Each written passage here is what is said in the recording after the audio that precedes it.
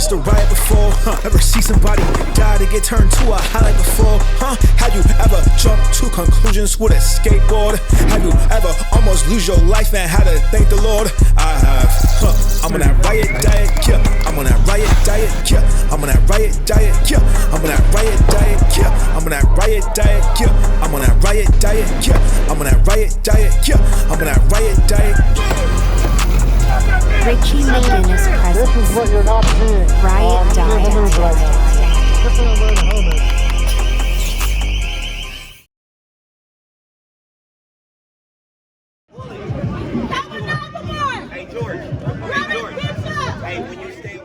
August 24th, 2020, 8:08 p.m. Central Standard Time.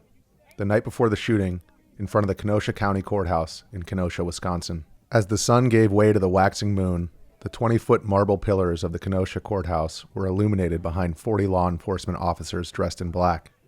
They used plexiglass visors and shields that the sheriff had ordered to block incoming debris like frozen water bottles and scraps of metal. It was 8 minutes past the county-wide curfew, effective for all non-essential personnel. My team and I had just arrived from Chicago Airport after seeing reports of Kenosha on fire the previous night. The first night of serious unrest, Sunday, August 23rd, brought riots in front of the courthouse, followed by widespread arson in the surrounding commercial neighborhoods. A viral video sparked the destruction, an incident on Sunday morning where a man named Jacob Blake was paralyzed and in critical condition after police shot him 7 times. The video showed cops wrestling with Blake as he tried to enter a vehicle which belonged to the mother of his children with kids inside. What the video did not show was that the police were on the scene with a warrant for charges of felony sexual assault, trespassing, and disorderly conduct for domestic abuse. Blake had allegedly forced himself into the home of his baby mama and abused her multiple times. The shorter version of the video, the one shared widely on social media, showed Blake escaping from police grasp and attempting to enter the vehicle.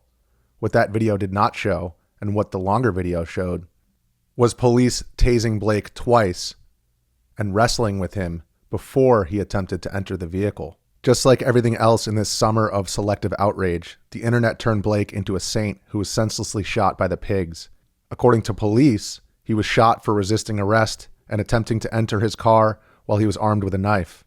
A medical report stated that he was shot 4 times in the side and 3 times in the back. The demonstrators chanted that Blake was shot 7 times in the back as they aimed their ire at the Kenosha County Courthouse, just a block away from the police station. After the demonstration was forced away from the courthouse, arsonists set fire to surrounding mom-and-pop businesses and cars. On Monday morning, the day after the first night of riots, Democratic Governor of Wisconsin Tony Evers delivered a statement. Quote, "I have said all along that we must offer our empathy. Equally important is our action.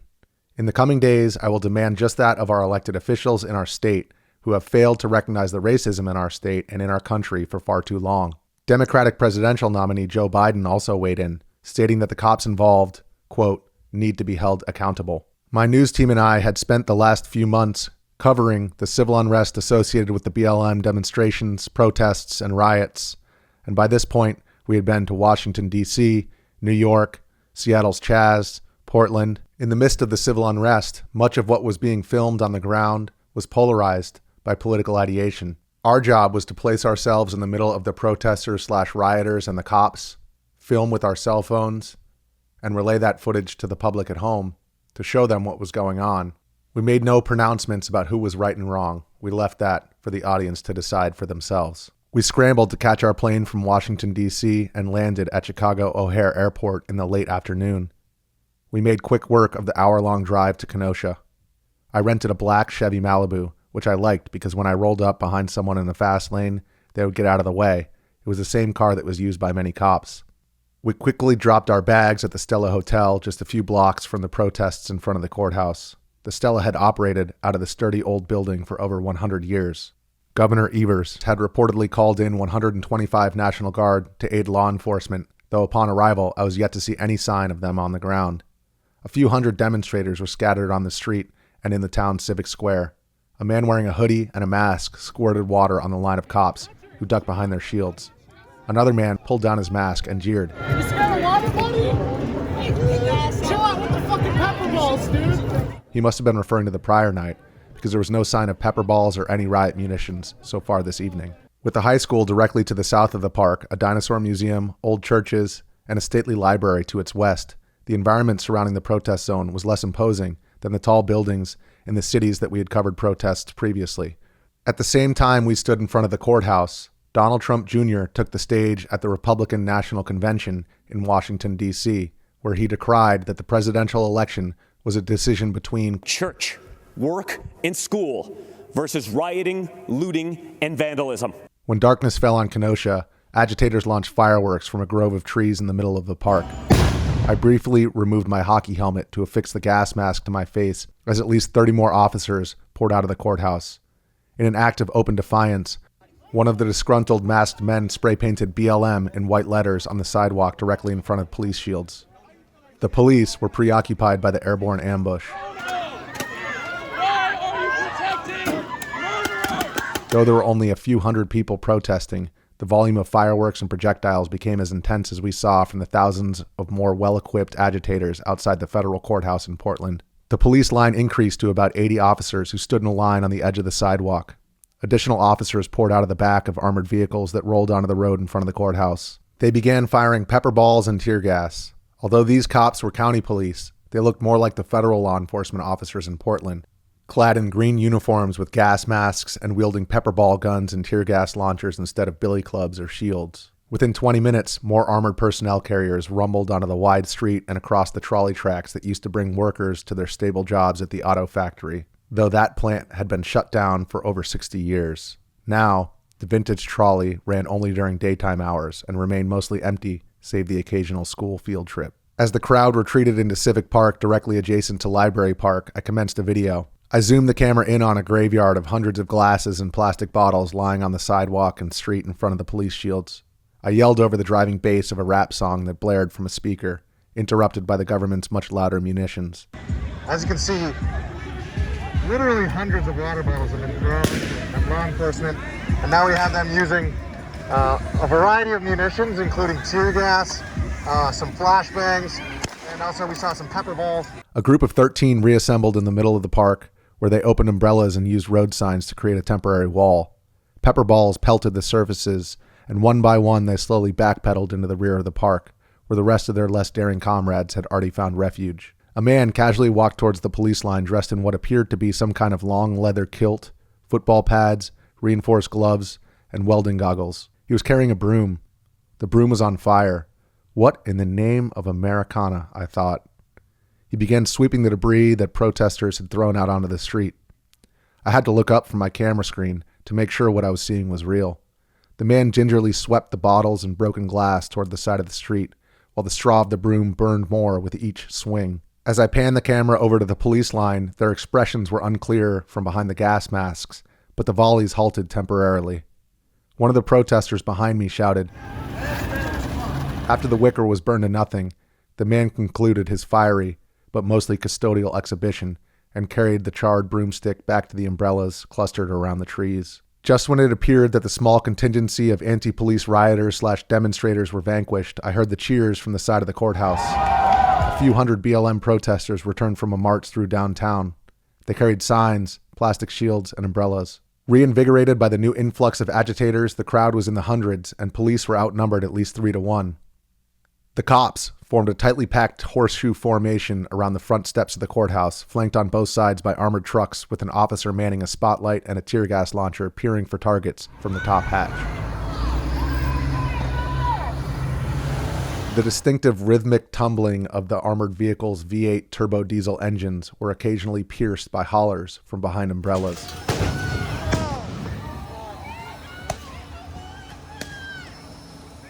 A fresh volley of water bottles, fireworks, and fractured stones flew toward the police line, prompting a voice from a loudspeaker, much more polite than the cops in Portland, New York, or D.C. Please back up across the street. Please back up across the street.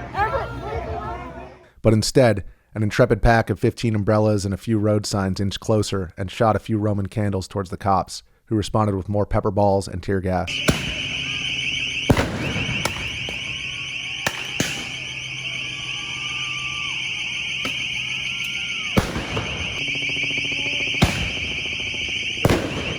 After the police initiated their counterattack, their munitions forced the road sign/umbrella/shield barrier into the middle of the park. Despite their reinforcements, when the cackle of riot guns and the booms of the launchers initiated, the mob again put up a paltry defense and retreated to the back of the park. But the cops' preoccupation with the Umbrella Shield gang also created a vacuum that arsonists used to burn entire city blocks surrounding the protest turned riot. Municipal garbage trucks had been parked on every intersection around the park to prevent vehicle entry into the protest area.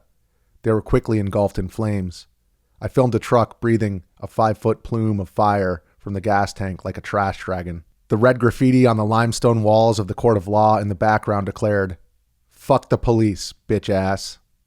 When the crowd retreated southward past the high school, the scattered mob began setting fire to automobiles, notably the CarSource 1 lot, which contained dozens of vehicles. 49 minutes after midnight, a group of men wearing street clothes struggled to extinguish the burning vehicles in a parking lot also owned by CarSource. Shelby and I approached the scene to figure out why these folks were risking their own skin to extinguish the combusting cars and save the auto shop structure a few paces away. One man operated a power washer as a fire hose, while 3 other guys sprinted buckets and trash cans full of water back and forth. Each time they tossed water on the inferno, it would sizzle and sputter, but continue unhindered. They seemed to be fighting a losing battle as most of the cars on the lot were either actively burning or already burnt to a crisp. My coworker yelled over the noisy gas motor and the sound of pressurized water colliding with metal. "What are you guys doing?" Covered in soot and soaking wet, the power washer guy stopped the water but kept it aimed at the car. "You see any fire department?" At that, he turned back to the burning car.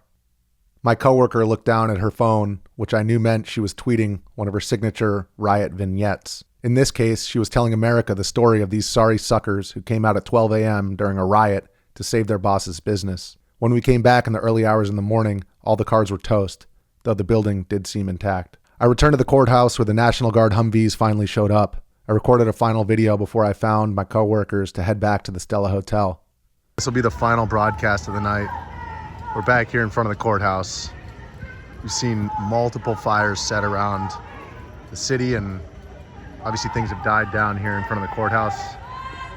And I think that's probably it for the mayhem tonight, but you folks stay tuned and we'll be reporting from on the ground here in Kenosha and wherever else the action is. Well, folks, that concludes my first night in Kenosha, Wisconsin. That was the second night of rioting. If you want to hear about August 25th, 2020, exactly 6 years ago today, tune into this multi-part series. I'm going to go over Kyle Rittenhouse coming down to clean off graffiti from the side of a high school. I'm going to go over when I interviewed Kyle Rittenhouse exactly 13 minutes before the shooting took place. I'm going to go over how I was nearly shot by Kyle Rittenhouse, how I carried Joseph Rosenbaum, the first man killed, to the hospital, watched him pass away before my eyes. This is all difficult stuff to talk about. But now that it's 6 years later, I've been reflecting on it, I've written about it, and I'm ready to share it with you guys. And I hope that you'll gather a firsthand perspective of what happened rather than just what the media said on this side or that side, because I believe that everybody at home got a polarized version of what took place. So if you want to join me in this journey, tune in, and I'll see you next time. I'm on that riot diet, yeah. I'm on that riot diet, yeah. I'm on that riot diet, yeah. I'm on that riot diet, yeah. I'm on that riot diet, yeah. I'm on that riot diet, yeah. I'm on that riot diet, yeah. I'm on that riot diet.